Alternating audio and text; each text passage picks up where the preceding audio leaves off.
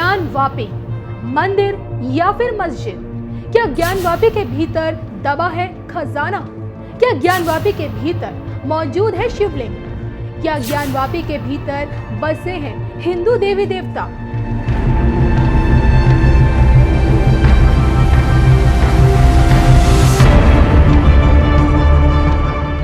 नमस्कार, धर्म ज्ञान के दर्शकों का स्वागत है। हमेशा की तरह मैं कविता राणा।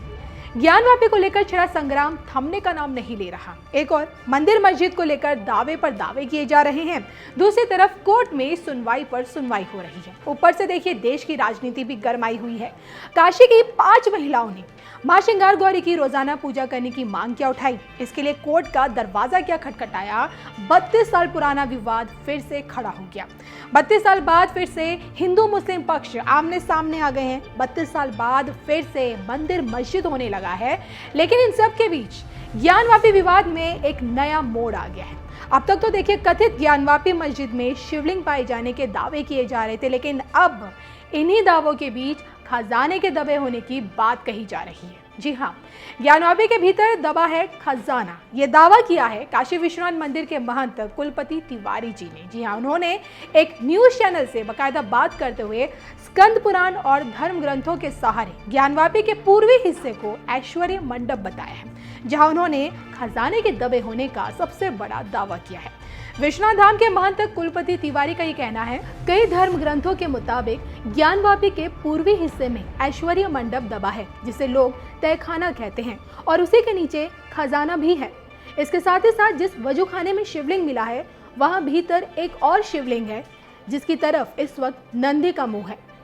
इसके अलावा देखिए ज्ञानवापी में मिले कथित शिवलिंग की पूजा अर्चना के लिए महंत कुलपति तिवारी ने कोर्ट में भी एक याचिका दायर की है, और उसको लेकर, उनके इस याचिका को लेकर इनका ये कहना है, मैं बाबा विश्वनाथ की तरफ से आया हूँ। आज एक याचिका दाखिल कर अदालत से बाबा के नियमित दर्शन पूजन की मांग की है। मुझे बाबा के राग भोग सेवा और भक्तों को दर्शन की अनुमति दी जाए।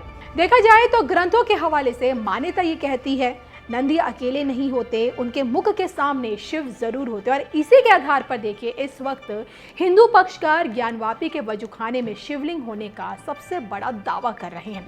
वैसे इस मामले में डे 1 से लेकर अब तक हिंदू और मुस्लिम पक्षकारों का क्या क्या कहना है, उनकी तरफ से देखिए कोर्ट में दायर याचिका में क्या क्या कहा गया है, आइए आपको बताते हैं।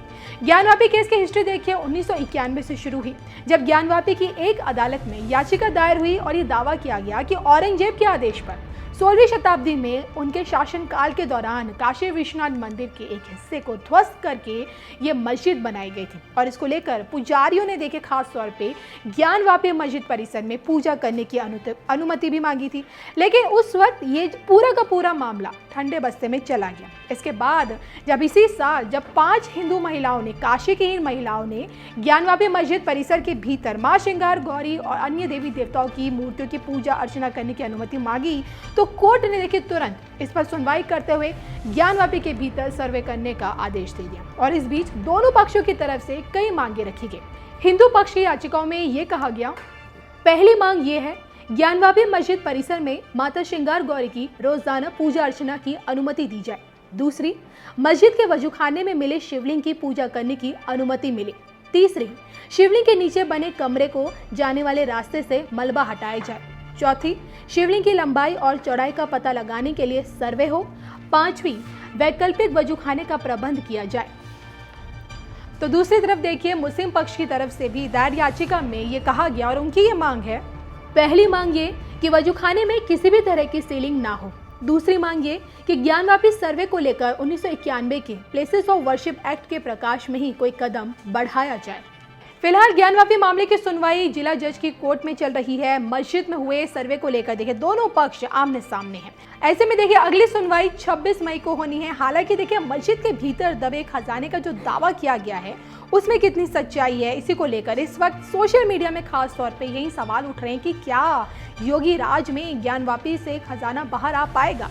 वैसे देखिए शिवलिंग के बाद जिस खजाने की बात अब की जा रही है, इसको लेकर आप लोग क्या सोचते हैं, प्लीज कमेंट करके अपने विचार जरूर बताइए। साथियों, भारत में हो रहे बदलावों में एक और खास बात है, हमने भारत में एक स्ट्रांग और रेजिलिएंट रिस्पॉन्सिबल डेमोक्रेसी की पहचान बनाई है, उसको बीते 8 सालों में हमने लोगों के जीवन में सकारात्मक बदलाव का माध्यम बनाया है। भारत की डेमोक्रेटिक प्रोसेस से आज समाज के वो लोग भी जुड़ रहे हैं जो कभी गौरव के साथ ये अनुभव नहीं कर रहे थे कि वो भी इसका हिस्सा है। हर बार हर इलेक्शन में रिकॉर्ड टर्नआउट, और उसमें भी यहां जो हमारी माताएं बहनें हैं उनको जरा खुशी होगी। आप अगर भारत के चुनावों को डिटेल में देखते होंगे तो आपको ध्यान आता होगा कि पुरुषों से ज्यादा महिलाएं वोट कर रही है।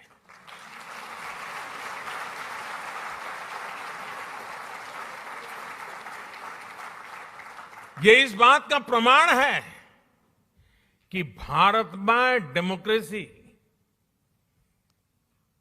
सामान्य से सामान्य नागरिकों के हकों के प्रति कितनी सजग है, कितनी समर्पित है और हर नागरिक को कितना सामर्थ्यवान बनाती है। साथियों, मूल सुविधाओं के साथ साथ हम भारत के एस्पिरेशन को भी नई बुलंदी दे रहे हैं, नया आयाम दे रहे हैं।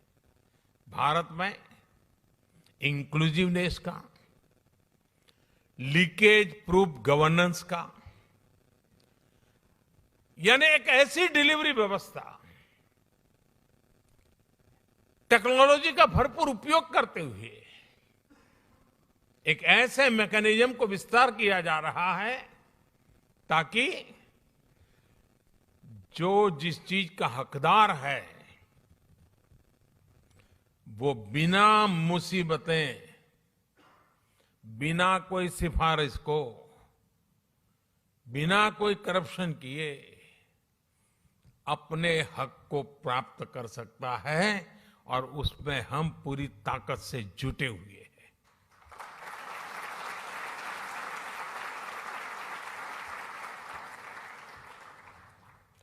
और टेक्नोलॉजी के इस उपयोग ने, डायरेक्ट बेनिफिट ट्रांसफर की इस परंपरा ने कोरोना के इस विकट कालखंड में गत 2 वर्ष में भारत की और खास करके भारत के दूर सुदूर गांव में रहने वाले, जंगलों में रहने वाले हमारे नागरिकों के हकों की बहुत बड़ी रक्षा की है, उनकी मदद की है।